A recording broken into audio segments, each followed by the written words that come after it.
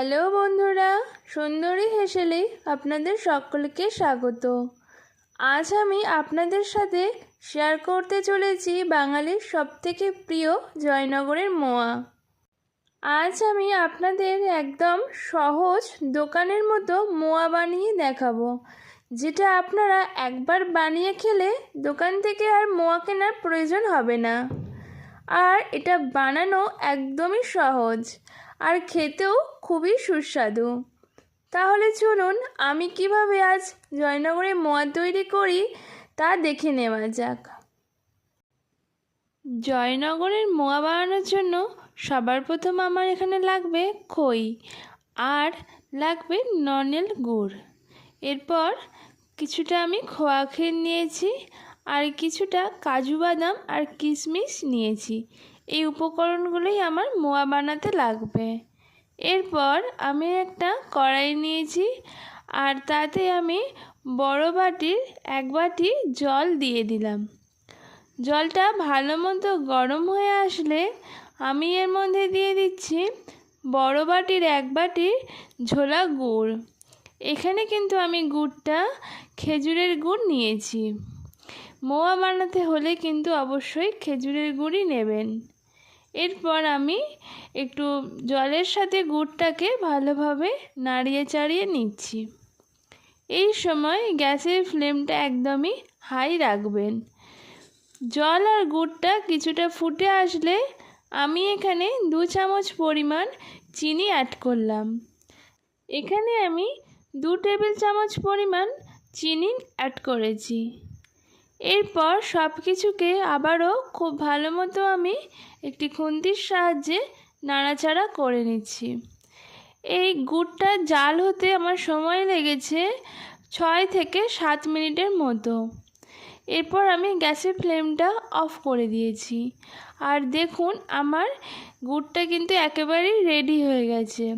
আর সেটা আপনারা কিভাবে বুঝবেন, দেখুন গুড় থেকে এরকম সুতোর মতো আঠালো একটা ভাব চলে এসেছে।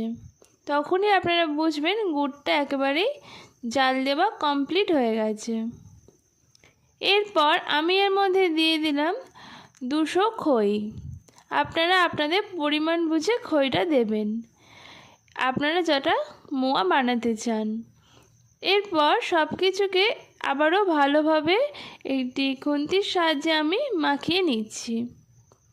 আর ওপর থেকে আমি দিয়ে দিলাম 1/2 বাটি পরিমাণ গুড়। এই গুড়টা কিন্তু নর্মাল টেম্পারেচারে রাখা গুড়। দেখুন সব কিছু একদম খুব ভালো মতো মেশানো হয়ে গেছে। এরপর আমি ঠান্ডা হতে দিয়েছি। ভালো মতো ঠান্ডা হয়ে আসলে আমি হাত দিয়ে প্রেস করে করে গুড়ের সাথে খইটাকে ভালোভাবে মেখে নিচ্ছি। খুব ভালোভাবে হাত দিয়ে প্রেস করে করে কিন্তু আপনাদের মাখতে হবে। এরপর আমি এর মধ্যে দিয়ে দিলাম ভিজিয়ে রাখা কাজু বাদাম আর কিশমিশটা। এরপর আমি এর মধ্যে খোয়া ক্ষীর গ্রেট করে দিচ্ছি। সুন্দরভাবে খোয়া ক্ষীরটাকে আপনাদেরকে গ্রেট করে দিতে হবে। এখানে আমি 200 গ্রাম খোয়া ক্ষীর নিয়েছি আর খুব ভালোভাবে ওই খোয়া ক্ষীরটাকে আমি গ্রেট করে নিচ্ছি। দেখুন আমার খোয়া ক্ষীরটা গ্রেট করা একেবারে কমপ্লিট হয়ে গেছে। এরপর আমি আবারও কিছুটা গুড় আমি ওপর থেকে ছড়িয়ে দিচ্ছি। এখানে আমি মোট 4 টেবিল চামচ পরিমাণ গুড় দিলাম। আমার সব কিছু উপকরণ দেওয়া কমপ্লিট হয়ে গেছে। এরপর আমি আবারও খুব ভালো মতো সব কিছুকে লাস্ট একবার হাত দিয়ে প্রেস করে করে মেখে নিচ্ছি। খুব ভালোভাবে কিন্তু এটা আপনাদেরকে মাখতে হবে। যত ভালোভাবে মাখবেন তত কিন্তু মোয়াটা খুব ভালো তৈরি হবে। দেখুন আমি ভালোভাবে মাখানো আমার হয়ে গেছে। এরপর কিছুটা পরিমাণে খইয়ের আর গুড়ের মিশ্রণটা নিয়ে এভাবে হাত দিয়ে গোল গোল করে নিচ্ছি।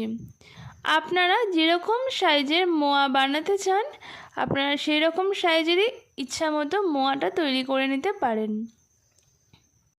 আমি একটু বড় সাইজের মোয়া তৈরি করেছি আর এটাকে আমি প্লেটের মধ্যে রেখে দিলাম। দেখুন মোয়াটা দেখতে ঠিক কতটা সুন্দর হয়েছে। এরপর আমি আপনাদেরকে আবারও একটি সেম প্রসেসে মোয়া তৈরি করে দেখাচ্ছি। কিছুটা খই আর গুড়ের মিশ্রণ নিয়ে এরকম হাত দিয়ে প্রেস করে করে একটা মোয়ার শেপ তৈরি করে নিতে হবে। এরকম ভালোভাবে একটা গোল আকার মোয়া তৈরি করে নিলাম। দেখুন আমি কিন্তু একটু ভালো বড় সাইজের মোয়াই তৈরি করেছি। আর আমার এভাবেই সবকটা মোয়া একেবারে তৈরি করা হয়ে গেছে। এরপর সব শেষে খুব সুন্দর দেখতে লাগার জন্য ওপর থেকে আমি আবারও কিছুটা খোয়া ক্ষীর গ্রেট করে দিয়ে দিচ্ছি। এটা আপনারা চাইলে দিতেও পারেন, নাও দিতে পারেন, দিলে কিন্তু দেখতে খুবই সুন্দর লাগবে। এরপর ওপর থেকে খুব সুন্দর দেখতে লাগার জন্য আমি এখানে কাজু বাদাম আধখানা করে টুকরো করে দিয়েছি। সেটাকে ভালোভাবে আঙুলে করে প্রেস করে করে বসিয়ে দিচ্ছি। আর আমি এর মধ্যে দিচ্ছি কিশমিশ। আপনারা আপনাদের পছন্দ মতো মোয়ার ওপরটা সাজিয়ে নিতে পারেন। আমি কাজু আর কিশমিশ দিয়ে সাজিয়েছি। আর আমার একদমই তৈরি হয়ে গেছে জয়নগরের স্পেশাল মোয়া। আমার আজকের ভিডিও আপনাদের কাছে কেমন লাগলো সেটা অবশ্যই কমেন্টে জানাবেন। যদি ভালো লেগে থাকে তাহলে অবশ্যই একটা লাইক করবেন আর বন্ধুদের সাথে শেয়ার করবেন। আর এই রকমই নিত্য নতুন রান্না দেখতে আমার চ্যানেলটাকে সাবস্ক্রাইব করে আমার পাশে থাকবেন। তাহলে আজকের মতো চলি, দেখা হচ্ছে পরবর্তী ভিডিওতে।